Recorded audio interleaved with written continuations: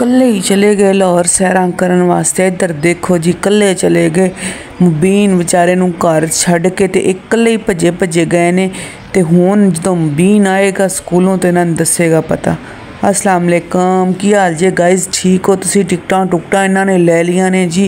ये चले ने जी लिफ्ट दे उत्ते चढ़ चले ने हुण अपना सैरां सुरां करन। उत्ते फ्लोर दे ते चुंड दे उत्ते जेह्ड़ी उत्ते नहीं होंदी टूशनी दे उत्ते चढ़ के ते थल्ले दे नज़ारे देखणगे जी। देखो जी देखो इन्हां दे कम्म तुसीं चैक करो। इन्हां नूं डर भी नहीं लगदा हैगा अज दे मुंडियां नूं। है किवें खुश होए फिरदे ने। अल्लाह इन्हां नूं एवें खुश रखे, हसदा वसदा रखे। देखो तो सही ना।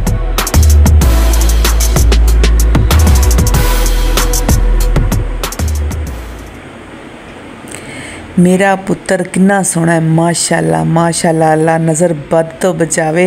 मेरा शहजादा पुत्र, मेरा खान पुत्र है जी, मेरा दिल दा टुकड़ा। ए मेरी उस तो भी वड्डा दिल दा टुकड़ा है जी, मेरा भतीजा माशाल्लाह। इन्हां दोनों की जोड़ी अल्लाह मियां सलामत रखे, हसदे वसदे रहन, अल्लाह मियां इन्हां नूं तरक्कियां देवे जी। ये गए ने जी अज सैरां करन वास्ते लाहौर।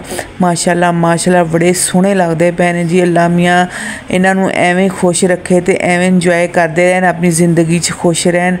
ते अज मुबीन ने जाना सी इन्हां दे नाल ते मुबीन नूं इन्हां ने दे दिता धोखा। मुबीन बेचारे नूं मैं भेजता स्कूल। मैं कहा पुत्र तू स्कूल जा, भाई तेरा नहीं अज जा रहा।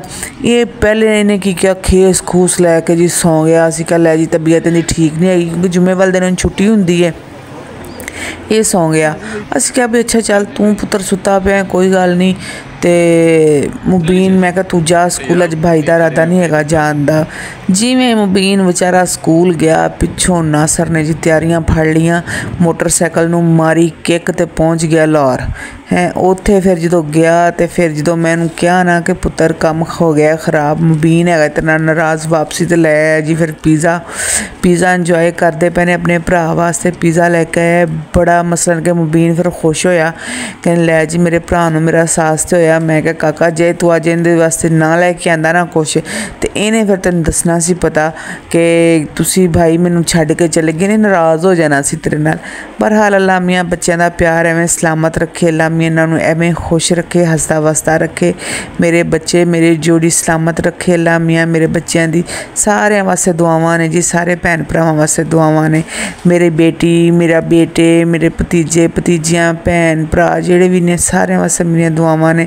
ते सारियां तो दुआवां ज़्यादा मेरे हसबैंड वास्ते जिहड़े बाहर ने गैर मुल्क ने। अल्लाह मियां उन्हां नूं तंदरुस्ती देवे, अपने हिफ्ज़ो मान च रखे। लो जी हुण इन्हां ने ना पीज़े ते कर दिता जी हमला।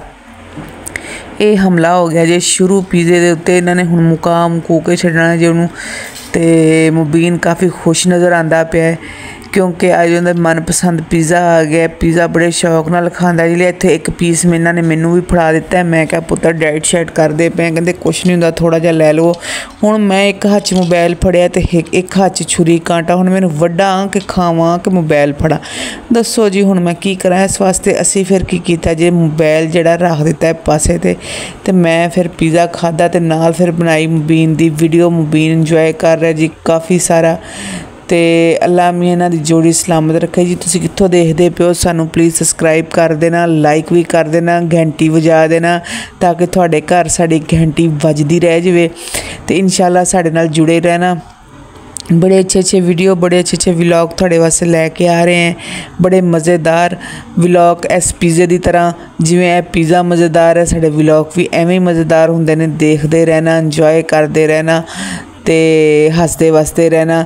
तो मुबीन जिहड़ा है ना अज वाकई बहुत खुश होया है।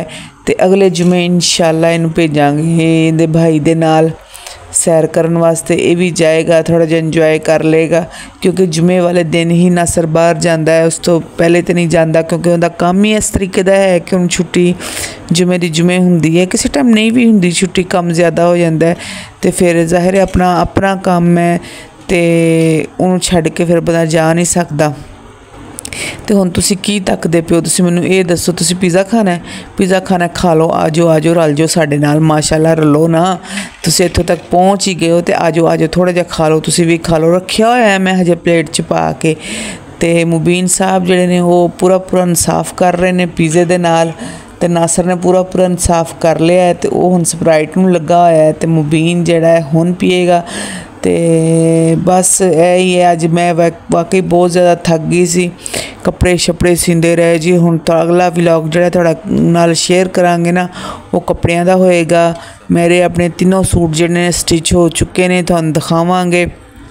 ਉਸ ਤੋਂ ਬਾਅਦ ਜਾਣਾ ਜੀ ਅਸੀਂ ਬਾਜ਼ਾਰ। ਮੰਡੀ ਦਾ ਸਮਾਨ ਸਾਰਾ ख़त्म हो चुका है, वो लैके आना है क्योंकि घर की सारी जिम्मेदारी मेरे ते है। बच्चे सिर्फ जुमे वाले दिन नासर घर होंदा तो जुमे वाले दिन फिर इंजॉयमेंट करता है अपना। किसी टाइम सुबह के टाइम मंडी चला जाता है। कल नहीं गए असी मंडी, अज फिर खैर नाल जावांगे मंडी ते लैके आवांगे उत्थों समान वगैरह। नासर काम ते चला जाएगा, असी दोनों जानियां चलिया जाएंगियां समान लैन वास्ते। मुबीन नूं भी अज छुट्टी है, मुबीन अज हफ्ता है, हफ्ता इतवार मुबीन नूं छुट्टी हुंदी है। लो जी इहने ते रख ली लत्त ते इहने फड़ ली है जी बोतल का गिलास, इहने ते पीना कर दिता है शुरू है। तो हुण असीं भी चलीए किचन दे विच। जिहड़े भांडे भूंडे हो गए ने धोण वाले, ये धो लीए। इन्हां ने पहले मेरे कोल गोश्त बनवा लिया, गोश्त बनवा के हुण ले आए जी पीज़ा। तो पीज़ा खा खू के वेले हो गए ने। जिहड़ा सालन पिया होया है चलो जी सवेरे कम ला लांगे। यह जिहड़ा है हुण असीं भांडे भूंडे धो लीए ते किचन नूं नीट शीट कर लीए। रात हो गई है काफ़ी। तो उस तो बाद करांगे रेस्ट। अज मेरे सिर च भी बहुत ज़्यादा दर्द हो रही है, मशीन ते बहन दी वजह तो ना ज़रा थकावट हो गई है। गले के डिज़ाइन डिजून बनाती पी सी, मैं सादे कपड़े पा के गए हैं जी थक। तो हुण कोई डिज़ाइनिंग शिज़ाइनिंग हो जाए तो हुण तुसीं सानूं इजाज़त दवो। अल्लाह हाफिज़।